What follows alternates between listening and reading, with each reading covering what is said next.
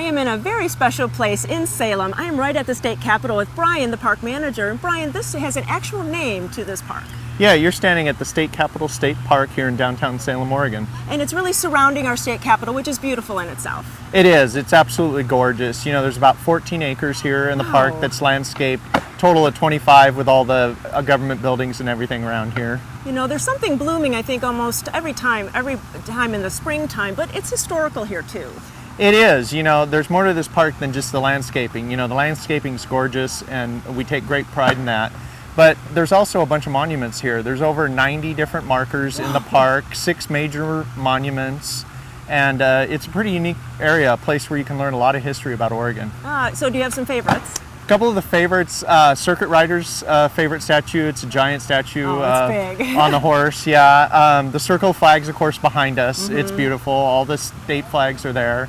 And then the Bremen Fountain, an old fountain here that's from back at the turn of the century, and it was a watering fountain for horses.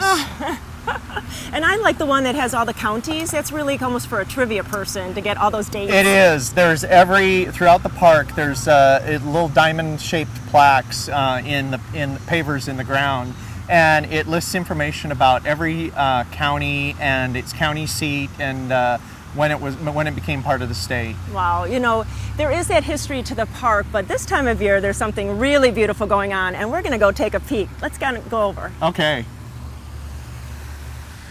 Well, Brian, this is the most beautiful place. I feel like I'm in a pink snowstorm. It is. So pretty. It is. These cherry trees are just wonderful right now.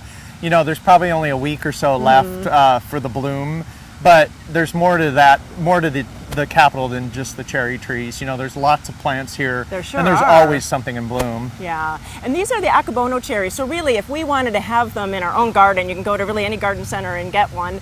But these are it hasn't been here for so many years, just since the early 90s. Yeah, these were planted in the early 90s after the whole this whole area was re-landscaped. Underground parking structure went in and they re-landscaped this, and that's when the cherry trees were planted, and they've turned out spectacular.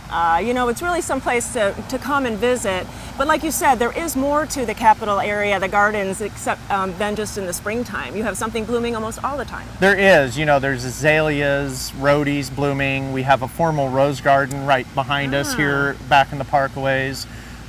There are lilies, Asiatic and canna lilies. It's just beautiful. There's always something of color going on. Yeah, and I love the fountain. I know that's going to get closed down after cherry time and then put back on, but you can run in the fountain on a hot day. It is, yeah. In the summertime when it gets nice and warm out, yeah, the kids can come down here, families, and you can come play in the fountain, and it's a great place to cool off. Right.